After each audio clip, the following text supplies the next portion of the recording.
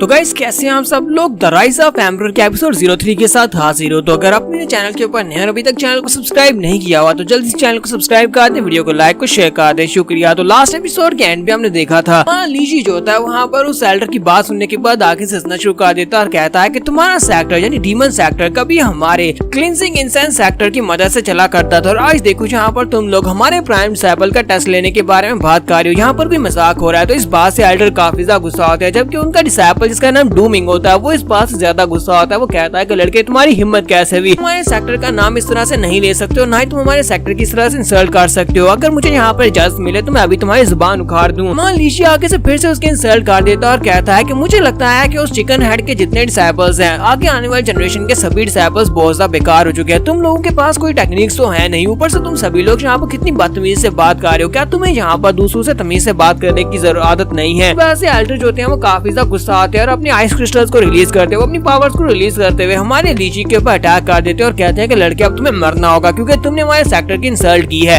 तो जब वो क्रिस्टल हमारे लीजी की तरफ आगे बढ़ देते हैं वहाँ पर धमाका होता है और इसी के साथ दिखाते हैं कि सुप्रीम एल्डर और सेकंड एल्डर दोनों वहाँ पर उसके सामने आकर खड़े होते हैं। तो उन दोनों ने वहाँ पर अटैक को ब्लॉक कर लिया होता है। तो सेकंड एल्डर कहते हैं कि लड़के तुम अपनी जगह से क्यों नहीं हिले, लगता है कि तुम्हें पहले से पता था कि हम लोग यहाँ पर तुम्हें जरूर बचाएंगे। लीजी लोगों से कहता है कि हाँ मुझे पहले से पता था कि तुम लोग यहाँ पर बीच में आकर मुझे जरूर बचाओगे, क्योंकि अगर तुम लोग यहाँ पर मुझे नहीं बचाते तो फिर तो हमारे सेक्टर की बहुत ज्यादा इंसल्ट हो जाती। इसी के साथ ही डीमन सेक्टर का जो एल्डर होता है वो गुस्से के साथ उन लोगों से कहता है कि तुम लोग यहाँ पर क्या कर रहे हो, इस लड़के ने यहाँ पर हमारे सेक्टर का नाम खराब किया, इसने हमारे सेक्टर की इंसल्ट की और तुम लोग यहाँ पर इसको प्रोटेक्ट कर रहे हो। क्या तुम लोग यहाँ पर हमारे डीमन सेक्टर के खिलाफ जाना चाहते हो? तो सुप्रीम एल्डर उसे कहते हैं कि गार्डियन यू, मुझे लगता है कि तुम्हें यहाँ पर पहले अपने डिसाइपल के बारे में सोचना चाहिए कि उसने यहाँ पर इसके साथ किस तरह से बात की है। क्या तुम चाहते हो कि तुम यहाँ पर हमारे क्लिंजिंग इंसेंस सेक्टर में किसी को मार डालो, वो भी एक डिसाइपल को जो कि तुमसे बहुत ज्यादा इंफीरियर है। तब डूमिंग वहाँ पर सोच रहा होता है कि ये लड़का कुछ ज्यादा एटीट्यूड के साथ बात कर रहा है जहाँ पर एल्डर्स इसको प्रोटेक्शन दे रहे हैं, लेकिन अगर मैं यहाँ पर इसे चैलेंज करता हूँ तो फिर इसे मुझसे फाइट करना पड़ेगी। इसके साथ ही वो अपने मास्टर से कहता है कि मास्टर आपको यहाँ पर इस लड़के से फाइट करने की जरूरत नहीं है, ना ही इसे सजा देने की जरूरत है। आपकी जगह के ऊपर आपका ये डिसाइपल इस लड़के से फाइट करना चाहता है। उसके मास्टर से कहते हैं हाँ ठीक है तुम इसे चैलेंज करके देख लो। तो इसी के साथ ही डूमिंग कहता है कि लड़के मैं यहाँ पर तुम्हें चैलेंज करता हूँ, अगर तुम यहाँ पर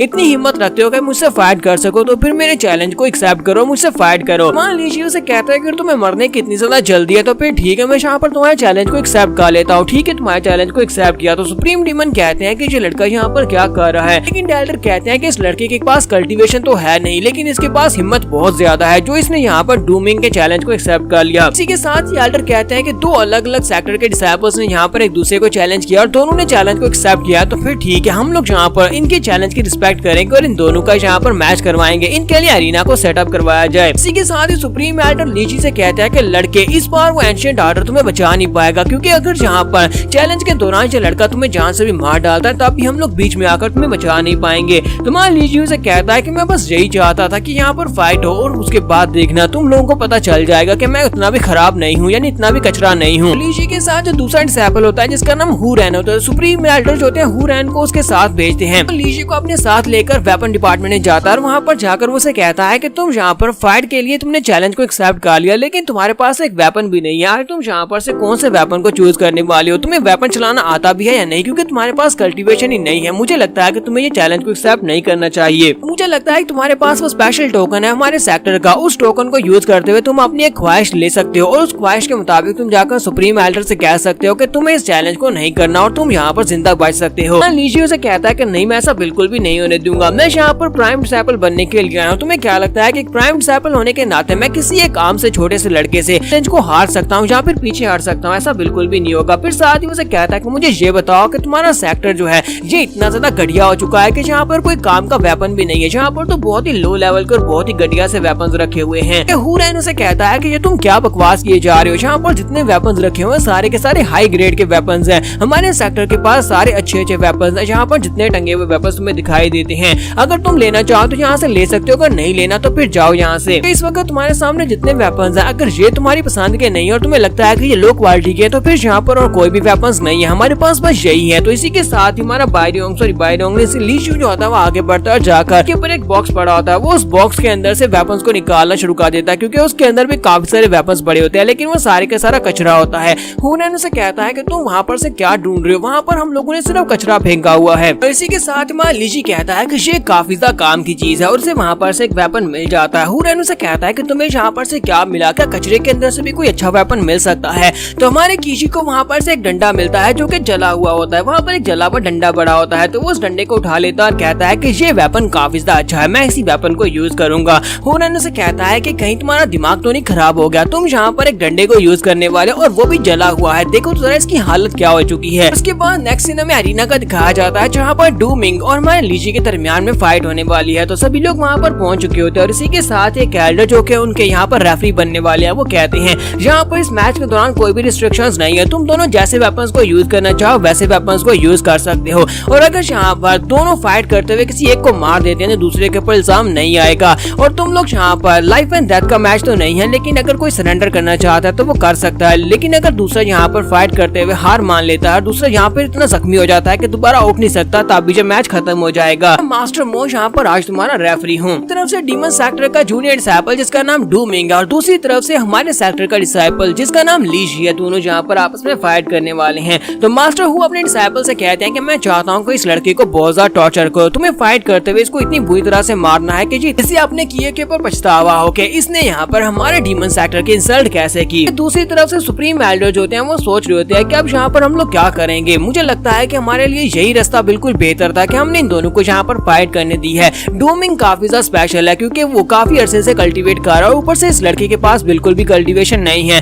अगर वो इस लड़के को यहाँ पर हरा देता है तो हम लोग इस लड़के को उठाकर बाहर फेंक देंगे, ये सीक्रेट ऑर्डर भी इसको बचा नहीं पाएगा और हमें यहाँ पर इसको अपना प्राइम डिसाइपल नहीं बनाना पड़ेगा। ये आइडिया काफी ज्यादा अच्छा है और इसी के साथ ही मास्टर मो कहता है ठीक है तुम लोग फाइट स्टार्ट कर सकते हो। जैसे वहाँ पर फाइट स्टार्ट होती है इसी के साथ डूमिंग बड़ी तेजी के साथ जंप करते हुए तलवार लेकर आगे बढ़ता है और उसकी तलवार जो होती है वो जाकर सीधी हमारे लीजी के कंधे के ऊपर लगती है। हमारे लीजी के कंधे के साथ यानी उसकी गर्दन के पास जब गुजरती है तो वहाँ पर उसकी गर्दन से ब्लड निकलना शुरू हो जाता है। सेकंड एल्डर कहते हैं कि डीमन सेक्टर का ये लड़का जो है इसकी मूवमेंट्स तो काफी ज्यादा तेज हैं, इसकी एज के हिसाब से इसकी कल्टीवेशन काफी ज्यादा बेहतर है। जबकि हुरैन से कहता है कि ब्रदर लीजी प्लीज वहाँ पर खड़े मत रहो, कुछ तो करो। और मास्टर सुप्रीम एल्डर जो होते हैं वहाँ पर सोच रहे होते हैं कि ये लड़का यहाँ पर ट्रू जैंग टेक्निक को यूज कर रहा है। डीमन सेक्टर के लोगों की स्पेशल टेक्निक ट्रू जैंग टेक्निक है। इसके साथ ही डूमिंग फिर से अपनी तलवार लेकर सामने की तरफ बहुत सारे स्टैब्स करता है और इस बार में जब स्टैब करता है तो उसकी बॉडी के ऊपर बहुत सारे कट लगते हैं, यानी कि हमारे हीरो की बॉडी के ऊपर बहुत सारे कट्स लगते हैं। हुरैन कहता है कि मुझे लगता है कि यहाँ पर कोई डुअल नहीं हो रही बल्कि यहाँ पर सिंगल तरफ से फाइट हो रही है। एक तरफ से डूमिंग उसके ऊपर अटैक किया जा रहा है जबकि लीजी वहाँ पर कुछ कर भी नहीं पा रहा। मुझे लगता है कि उसे टॉर्चर कर रहा है। तो सुप्रीम एल्डर से कहते हैं कि इस लड़के ने जानबूझकर इस फाइट को मोल लिया है, यानी कि उसने खुद चैलेंज को एक्सेप्ट किया था, उसे भुगतना पड़ेगा। तो डूमिंग भी काफी ज्यादा खुश होता है कि वो यहाँ पर इसको टॉर्चर कर रहा है, तो वो हंसना शुरू कर देता है और कहता है कि अभी ये खत्म नहीं हुआ, तुम्हें क्या लगता है कि हम इतनी आसानी से तुम्हें छोड़ देंगे। और इसी के साथ ही वो फिर से उसके ऊपर अटैक करना स्टार्ट करता है।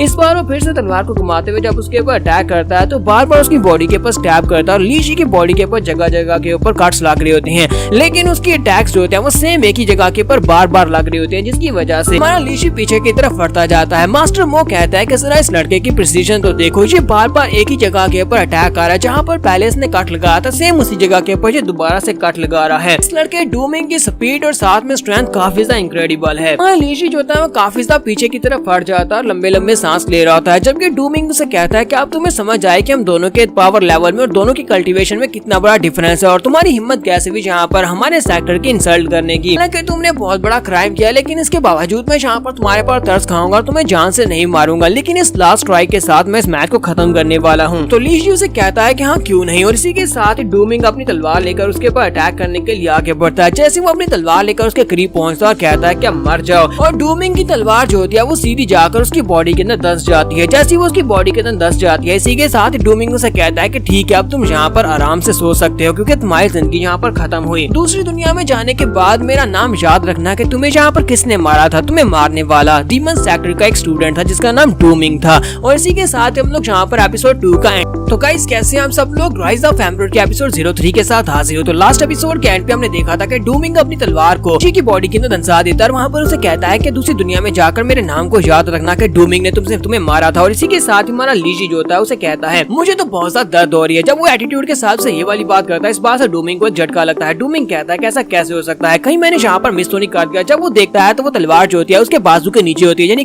कंधे के पास और बाजू के नीचे अंदर घुसी होती है। यहीं पर हमें मास्टर क्रो को दिखाया जाता है, वहाँ पर क्रो का शैडो निकलता है। ऐसे लगता है जैसे कि लीजी ही मास्टर क्रो है जो कि इंसानी फॉर्म में यहाँ पर आया। तो उसे कहता है कि तुमने यहाँ पर मुझे बहुत ही बुरी तरह से हर्ट किया है, अब यहाँ पर मेरी बारी है तुम्हें हर्ट करने की। जबकि दूसरी तरफ से डूमिंग कहता है कि ऐसा कैसे हो सकता है, मैं यहाँ पर मिस कैसे कर सकता हूँ, क्योंकि मैंने यहाँ पर प्रिसीजन के साथ अटैक किया था और इसके दिल को मुझे पियर्स करना था। मुझे लगता है कि इस लड़के के बारे में कुछ तो ऐसा है जो गलत है। मुझे लगता है कि ये अपनी स्ट्रेंथ को यहाँ पर हाइड कर रहा है। इसी के साथ ही डूमिंग जल्दी से जंप कर दे पीछे की तरफ बढ़ता है। वो जल्दी से पीछे की तरफ बढ़ता है और कहता है कि यहाँ पर ऐसा बिल्कुल भी नहीं हो सकता और वो काफी ज्यादा गुस्से में होता है। जबकि हमारा लीजी उसे कहता है अब क्या हुआ, क्या तुम यहाँ से भागकर जाना चाहते हो? मुझे तो लगा था कि डीमन सेक्टर के लोग बहुत ज्यादा एरोगेंट है। और इसी के साथ ही डूमिंग उसे कहता है कि अब तुम बिल्कुल भी नहीं बचोगे। इसके साथ ही वो एक स्पेशल स्टैंस लेता है और कहता है कि अब मैं यहाँ पर तुम्हें सच्ची में मार डालूंगा, क्योंकि अब मैं यहाँ पर तुम्हें मारने वाला हूँ। तलवार को घुमाते हुए सामने की तरफ स्ट्राइक लगाता है। जब वो स्ट्राइक लगाता है तो लीजी बड़ी आसानी के साथ अटैक को अवॉइड कर लेता है। इसी के साथ वो फिर से उसके ऊपर अटैक करता है। लीजी फिर से उसके अटैक को अवॉइड कर लेता है। वो फिर से अटैक करता है। लीजी फिर से अटैक को अवॉइड कर लेता है, क्योंकि हमारा लीजी अब यहाँ पर उसके सारे के सारे अटैक्स को अवॉइड कर रहा था। डूमिंग कहता है कि ऐसा कैसे हो सकता है, तुम मेरे सभी अटैक्स को अवॉइड कैसे कर सकते हो?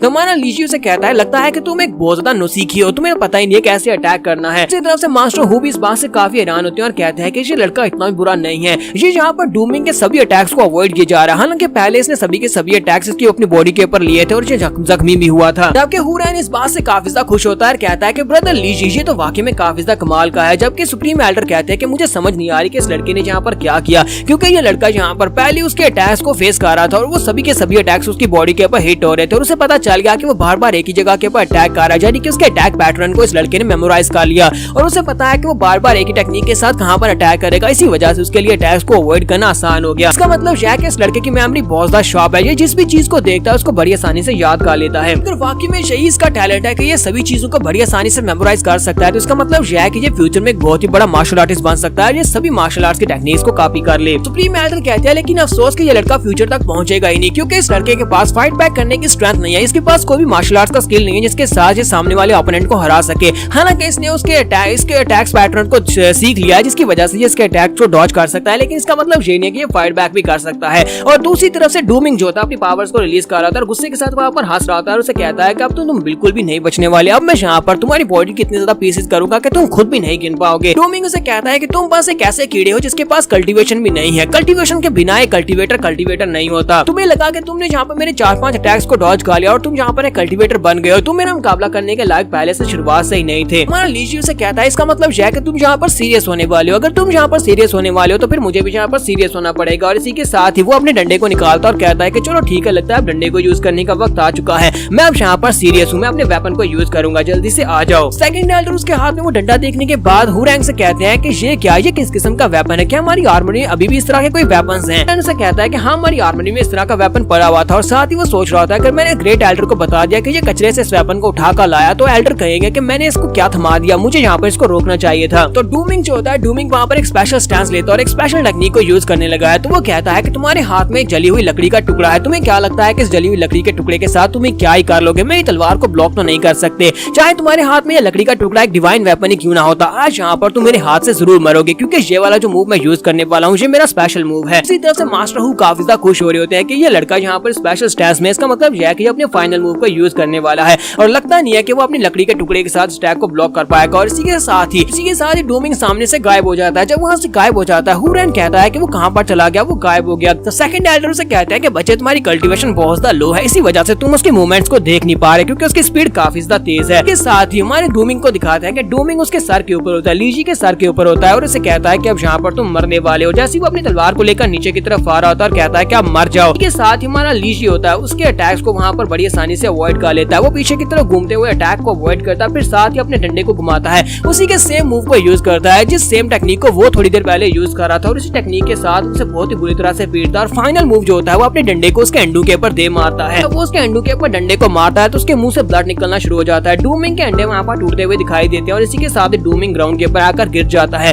जैसे वो ग्राउंड के ऊपर गिरता है, मास्टर मो कहते हैं कि यहाँ पर हमें विनर मिल चुका है और विनर जो है वो लीजी है, जो कि हमारे सेक्टर का एक डिसाइबल है। तो मास्टर हु जो होते हैं वो जल्दी से भागते हुए अपने डूमिंग के पास आते हैं, वो आकर उसे उठाते हैं और उसे आकर चेक करते हैं। जब उसे उठाने की कोशिश कर रहे होते हैं, इसी के साथ उन्हें महसूस होता है कि उसकी बॉडी के अंदर से सभी के सभी एनर्जी जो है वेस्ट हो चुकी है। तो वो कहते हैं ऐसा कैसे हो सकता है? फिर साथ वो चलाकर कहते हैं लड़के तुम्हारी हिम्मत कैसे हुई, तुमने यहाँ पर मेरे डिसाइपल की कल्टीवेशन को बर्बाद कर दिया, यानी कि उसकी मेडियंस को तोड़ दिया, जिसकी वजह से वो दोबारा कभी भी कल्टीवेट नहीं कर पाएगा। तुमने उसकी कल्टीवेशन लाइफ को बर्बाद कर दिया है। जबकि हमारा लीजी आगे से हंसना शुरू कर देता है और कहता है कि ये इसका अपना फैसला था, इसी ने मुझे चैलेंज किया था। जबकि हुरैन वहाँ पर काफी ज्यादा हैरान हो रहा था और कहता है कि वाकई में ब्रदर लीज यहाँ पर सिर्फ और सिर्फ एक ही अटैक के साथ किसी की भी कल्टीवेशन को ब्लॉक कर सकता है, उसको डिस्ट्रॉय कर सकता है। तो सेकंड एल्डर तो यहाँ पर काफी ज्यादा खुश हो रहे होते हैं और कहते हैं कि देखो तो जरा यहाँ पर हमारे लड़के ने क्या कर दिया, हमारे सेक्टर के लड़के ने दूसरे सेक्टर के लड़के को बड़ी आसानी से हरा दिया। जबकि सुप्रीम एल्डर से कहते हैं आखिर उस लड़के को क्या पड़ी थी, यानी डूमिंग को क्या पड़ी थी यहाँ पर एक फ्लॉ वाले मूव को यूज करे। फिर साथ ही वो सोच रहे होते हैं कि आखिर यहाँ पर हुआ क्या, मुझे समझ नहीं आ रही। अरे लड़के ने यानी कि लीजी ने जहाँ पर बड़ी आसानी के साथ डूमिंग के सारे कल्टीवेशन मेथड को वहाँ पर कॉपी कर लिया। उसने जिस तरह अपनी तलवार से अटैक किया था सेम उसी तरह इसने अपने डंडे के साथ अटैक किया। इसका मतलब यह है कि ये किसी की भी कल्टीवेशन टेक्निक या फिर मार्शल आर्ट्स की टेक्निक को कॉपी कर सकता है। मुझे समझ नहीं आ रही कि इस लड़के ने अपनी बॉडी के अंदर कितने ज्यादा सीक्रेट्स को छुपा कर रखा हुआ है और मुझे लगता है कि ये लड़का हमारे काफी ज्यादा काम का है। लेकिन साथ ही हमारा लीजी जो होता है वो उसे कहता है कि तुम्हारे डिसाइपल ने जहाँ पर मुझे मारने की कोशिश की, सभी के सामने इसने मुझे कहा था कि ये मुझे मार डालेगा और मेरे टुकड़े करेगा। मास्टर हु से कहते हैं कि मैं यहाँ पर तुम्हें जिंदा नहीं छोड़ सकता, क्योंकि अगर तुम्हें जिंदा छोड़ दिया तुम्हारे डीमन सेक्टर की बहुत ज्यादा इंसल्ट हो जाएगी।